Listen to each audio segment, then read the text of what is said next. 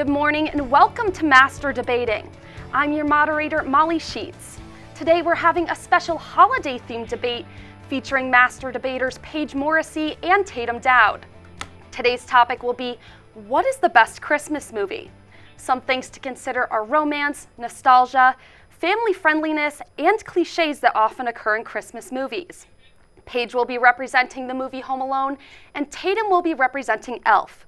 Now, let's get right into it. Paige, we'll start with you. What makes you think that Home Alone is the best Christmas movie of all time?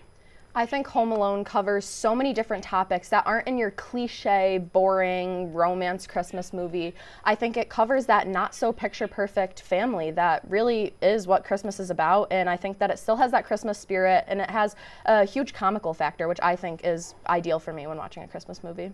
Thanks for that, Paige. Now, Tatum, same question.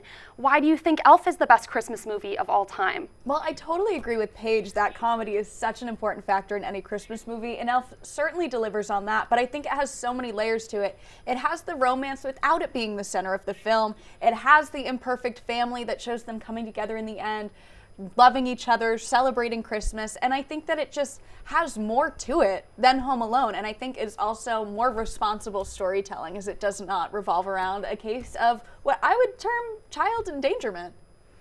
All right, thanks for that point, Tatum. So, Paige, Tatum just said that Home Alone kind of revolves around child endangerment. What do you have to say about that? I mean, I think if the child himself doesn't think he's in danger, that you, the viewer, shouldn't. He was very responsive with all of his actions. As a child watching it, I learned some, pretty hardcore life skills that I could use when I was home alone. I thought it was valuable. I thought it was funny. Kevin McAllister was fine. You think a child fending for his life is funny?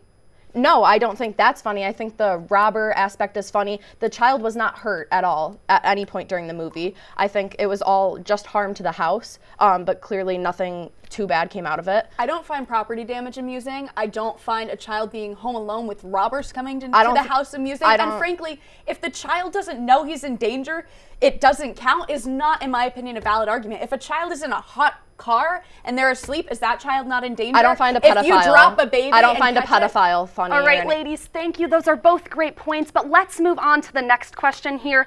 So, Home Alone has about 6 movies in the franchise. However, Elf does not have a sequel. So, Tatum, do you think that multiple films kind of equate to superiority, or do you think it doesn't really matter? I think it does matter, but I don't think it equates to superiority. I think that multiple films just goes to show that it not only dilutes the content of the first film, but it also shows that they couldn't tell that story in one go. I mean, Home Alone, it just keeps going. He's home alone, and then he's home alone again, and then he's home alone again. When will these parents learn to just watch their child? To me, the longer the movies go on, the less believable it is, the less you can connect to it, and the less good the movies are. Thank you, Tatum. And Paige, do you agree? Do you think that having multiple movies is important to its superiority?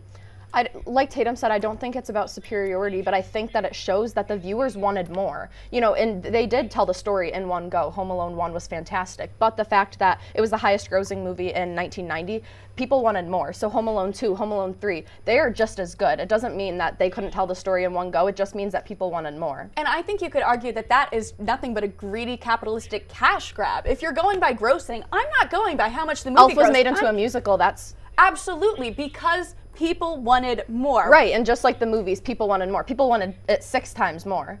People wanted to keep coming back for more. See, and I think that making something into a musical, repackaging it into a totally different genre, a totally different art form, allows more people to connect with the story, versus straight to TV release movies is honestly just an insult to the name of Home Alone 1, which to begin with was not that good of a movie. Oh, and Paige, so Tatum just said that Home Alone is just not that good of a movie. That's a pretty bold statement there. What do you have to say about that?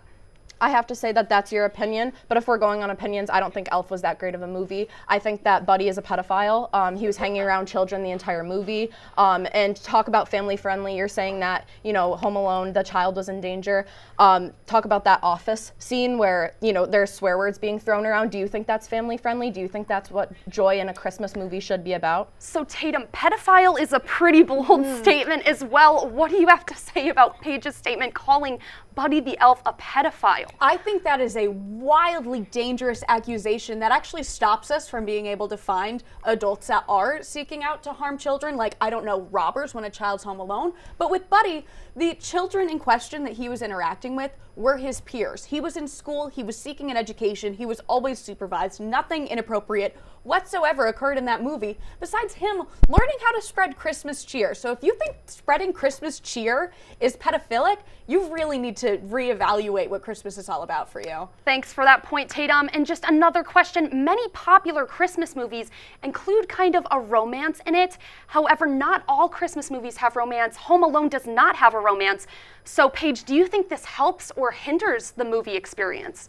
I think that not every Christmas movie needs to have romance because, let's be real, is Christmas about romance? Like, when you think of the holiday, I think of more like a family, which Home Alone, it covers that, like I said, not so picture perfect family. So I don't think that romance, not having a romance, hinders the movie in any way. I think that I would fall asleep if it was about, two elves loving each other or whatever. And Tatum, what do you think about that? Well, I think that romance can't be the center of a good Christmas movie. I think you do need that familial aspect to it, and I think that Elf has it. Elf has more layers than Home Alone.